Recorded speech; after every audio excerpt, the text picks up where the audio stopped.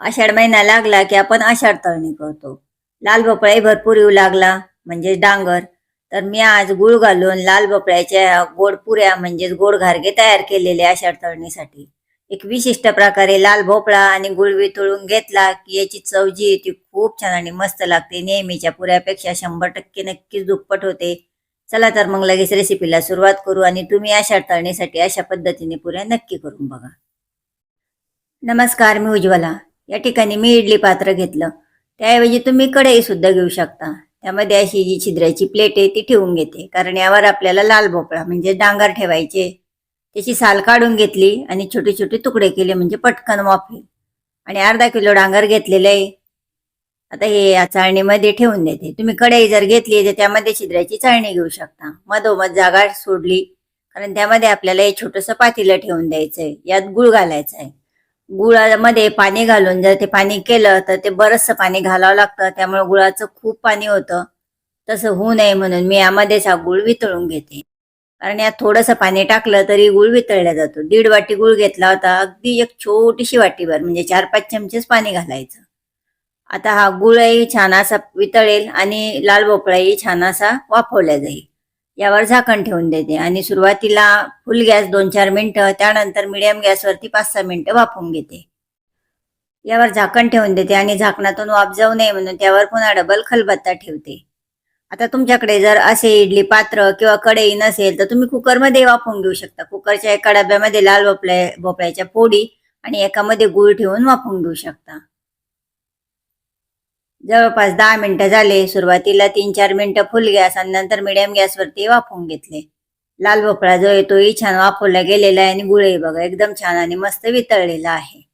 आता हे दोन्ही खाली काढून घेते आणि हे थंड होऊ देते. त्याची साल काढलेली आहे, त्यामुळे थंड झालं की लगेच परातीत घेऊन याला कुच करून घ्यायचं. अशा हाताने कुच करलं तरी छान अशी त्याची प्युरी तयार होती. पुरणाच्या चाळणीतून वगैरे काढायची गरज नाही, किंवा एखाद्या झाऱ्या वगैरे असेल तर त्यातूनही काढून घेऊ शकता. पण याची अजिबात गरज नाही. अगदी हाताने कुच करलं तरी ते मऊ झालेलं आहे, त्यामुळे लगेच बारीक होऊन जातं. सर्व लाल भोपळ्याची जी प्युरी तयार करून घेतली. आता गुळाचं जे पाणी आहे ते आपल्याला गाळून घ्यायचं आहे. पण यात जे थोडेफार खडे ते मिक्स करून घ्यायचे. असं मिक्स केलं की लगेच ते वितळल्या जातात आणि हे वितळून घेतलं की गाळायला आपल्याला सोपे जाते. हे बघा, मिक्स केलं तर अगदी मधासारखी प्युरी तयार झालेली आहे.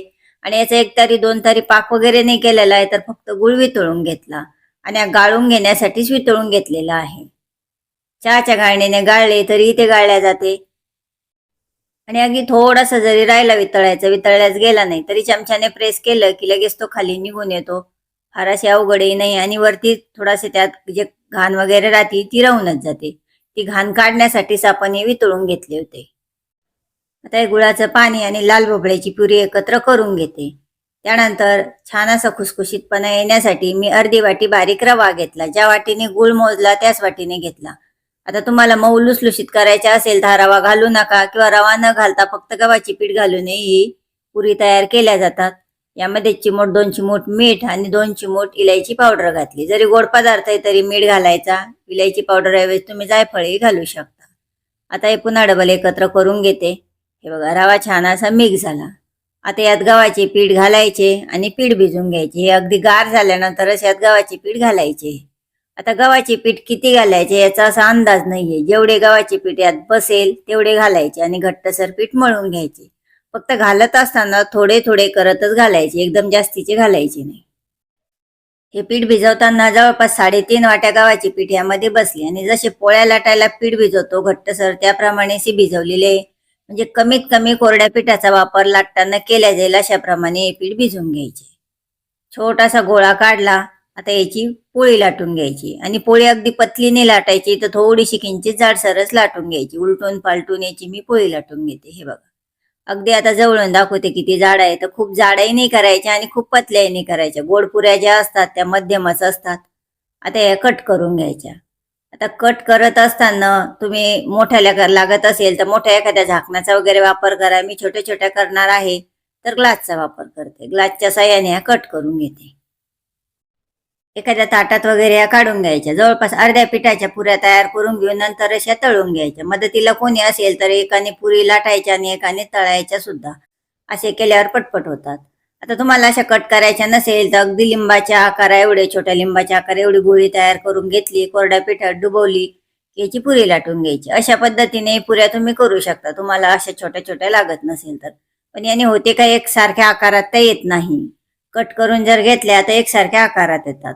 आता या तळून घेऊ. तळण्यासाठी तेल गरम झाले की गॅस मात्र मिडियम करायचा आणि मिडियम गॅसवरती तापलेल्या तेलामध्ये या पुऱ्या सोडायच्या. मी सुरुवातीला 2 सोडल्या, कारण तेलात किती बसतील याचा अंदाज पाहूनच पुऱ्या यामध्ये सोडायच्या आणि उलटून पालटून दोन्ही बाजूने छान अशा तळून घ्यायच्या. जवळपास 1.5 ते 2 मिनिटामध्ये एक बॅच तळल्या जाते.